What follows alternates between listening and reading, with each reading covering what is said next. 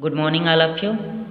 आज हम लोग प्रश्नावली 2D.5 पढ़ेंगे, है ना। पुराना बुक का और नए बुक में आपका 6 या 7 में दिया रहेगा कि कोई भी व्यक्ति जो है मतलब एक पत्र को कितने प्रकार से डाल सकता है ना, या एक इनाम को हम लोग 4-5 लड़कों में किस प्रकार बांट सकते हैं, इस प्रकार का क्वेश्चन पढ़ेंगे।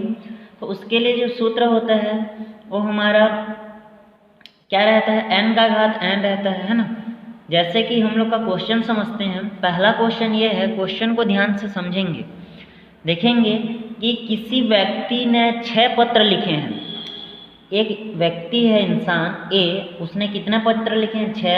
1 2 3 4 5 और 6।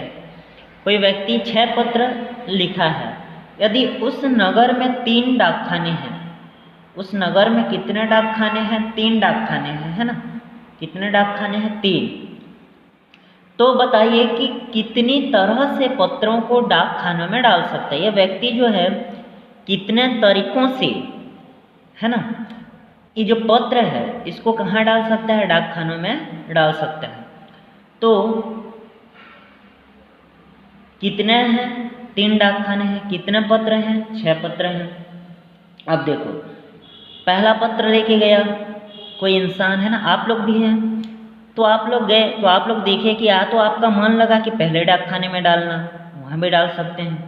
मान लो आप लोगों का मन लगा तो दूसरे में भी डाल सकते हैं, आप लोगों का मन लगा तो तीसरे में भी डाल सकते हैं। मतलब जो पहला व्यक्ति है वो किसी पत्र को या उस पत्र को कितने तरीक़ों से डाल सकते हैं? 3 तरीक़ों से डाल सकते हैं। क्योंकि उसके पास तो ऑप्शन है ना जी, वो पहले जगह भी जा सकता है, दूसरे जगह भी जा सकता है और तीसरे जगह भी जा सकता है। तो जो पहला व्यक्ति है वो उस पत्र को कितने तरीक़ों से डाल सकता है? 3 तरीक़ों से। अब सेकंड का बारी आ गया। सेकंड व्यक्ति क्या करेगा? Same condition. सेकंड व्यक्ति भी वो 3 स्थानों में मतलब सेकंड व्यक्ति भी या तो पहले में डाल सकता है, या तो दूसरे में, या तो तीसरे में। क्योंकि हम लोग कितने भी पत्र को डाल सकते हैं डाकखाने में, तो दूसरे के पास भी ऑप्शन है कि तीनों में से किसी में भी डाल सकते हैं। तीसरा जब व्यक्ति आएगा उसके पास भी ऑप्शन है, वो किसी में भी डाल सकते हैं। चौथा भी तीनों में से किसी में डाल सकता है। 5वां भी डाल सकता है और 6वां भी। सबके पास ऑप्शन है, वो तीनों डाकखानों में से किसी में भी डाल सकते हैं। तो जो अभिष्ट तरीका है वो क्या मिलेगा? हमारा 729 होगा, है ना। कि पहला व्यक्ति 3, दूसरा व्यक्ति भी 3, तीसरा व्यक्ति भी 3, चौथा व्यक्ति भी 3, 5वां व्यक्ति भी 3, 6वां भी 3, वो सब 3-3 तरीक़ों से डाल सकते हैं। तो अभिष्ट तरीका कितना हो जाएगा? 729 होगा, है ना। दूसरा बताइए कि 5 पुरस्कार 4 लड़कों में कुल कितने प्रकार से बांटे जा सकते हैं, जबकि प्रत्येक लड़का कितने भी पुरस्कार ले सकते हैं। बताइए कि 5 पुरस्कार 4 लड़कों में कितने प्रकारों से बांटा जा सकता है। कितने पुरस्कार हैं? 5। मेरे पास जो प्राइज हैं वो कितने हैं? 5 प्राइज हैं। प्राइजों की संख्या कितना है? 5। कितने लड़के हैं? 4, है ना। लड़के कितने हैं? 4। प्राइज कितने हैं? 5। अब ये बताना है कि प्रत्येक लड़का कितने पुरस्कार ले सकता है। तो जो पहला लड़का है ना, ये पहले लड़के को मैं पुरस्कार दे सकता हूँ। मतलब पहला पुरस्कार 4 लड़कों में से किसी को भी दिया जा सकता है। जो पहला पुरस्कार है मैं इसको भी दे सकता हूँ, इसको भी दे सकता हूँ, इसको भी दे सकता हूँ, इसको भी। मतलब पहला पुरस्कार चारों में से किसी को भी दे सकता हूँ। जब दूसरा पुरस्कार आएगा वो भी चारों में से मैं किसी को दे सकता हूँ। तीसरा पुरस्कार भी चारों में से किसी को भी दे सकता हूँ। चौथा पुरस्कार भी दे सकता हूँ। 5वां तो अभिष्ट तरीका हो जाएगा 4 का घात 5, मतलब कि 1024। ये आंसर हो गया। तीसरा भी सेम है। किसी कमरे में 5 अलमारियां हैं, 3 पुस्तकों को कितने तरीके से रख सकते हैं? तो पहला पुस्तक को 5 अलमारियों में से किसी में भी रख सकते हैं, तरीके 5। दूसरे को भी 5 में से किसी में भी रख सकते हैं, तरीके 5। तीसरे बुक को भी 5 में से किसी में भी रख सकते हैं, उसके भी तरीके 5। तो जो अभिष्ट तरीका हो जाएगा वो कितना हो जाएगा? मेरा 125 हो जाएगा, है ना। अब देखो चौथा जो प्रश्न है, ध्यान से देखेंगे। 6 मित्रों को बुलाने के लिए 3 नौकरों को कितने प्रकार से भेजा जा सकता है? अब जाएगा तो 6 मित्र हैं, तो पहले मित्र को बुलाने के लिए मैं तीनों नौकरों में से किसी को भी भेज सकता हूँ। दूसरे मित्र को बुलाने के लिए भी तीनों में से किसी, इसमें भी तीनों में से, इसमें भी, है ना। तो अभिष्ट तरीका हो जाएगा।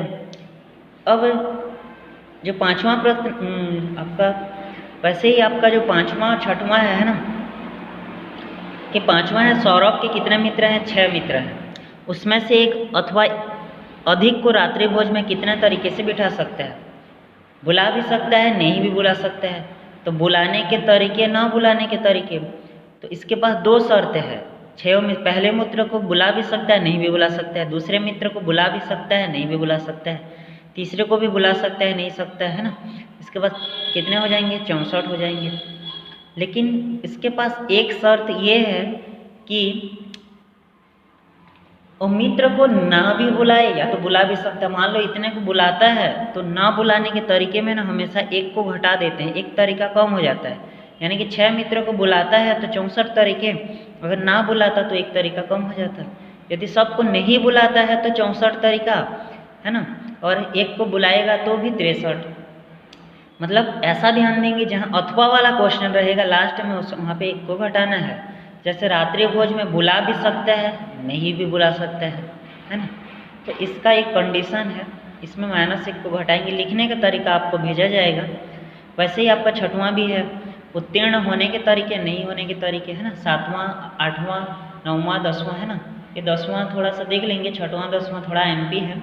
लिखने के तरीके आप लोग को भेजा जाएगा, बाकी आप लोग बनाएंगे। तो जो प्रश्नावली 5 में 10 क्वेश्चन है, पुराने बुक का है ना, नया में 6 या 7 प्रश्नावली में होगा। वैसे ही आपका प्रश्नावली जो 6 है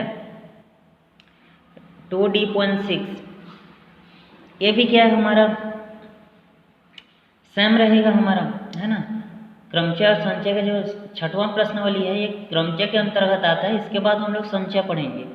तो इसमें भी एक तरीका है कि आप लोग, जैसे ये फूल की माला है, फूल की माला में हम लोग क्या कर सकते हैं, जो मोती की माला होता है उसमें हम लोग नहीं बता सकते कि मोती की माला कहाँ से शुरू हुआ है और कहाँ पे ख़त्म हुआ है। मतलब जहाँ पे हम लोग भेद नहीं कर सकते, मतलब हम लोग नहीं बता सकते, जहाँ पे भेद नहीं करते हैं, उसका जो सूत्र होता है वो होता है 1/2 n-1 का फैक्टोरियल। किसका? भेद नहीं करने का। और जहाँ पे हम लोग भेद कर सकते हैं, जहाँ पे भेद कर सकते हैं उसका तरीका होता है n-1 का फैक्टोरियल, है ना। तो जहाँ पे भेद नहीं कर सकते उसका तरीका होगा n-1 का फैक्टोरियल बाई 2।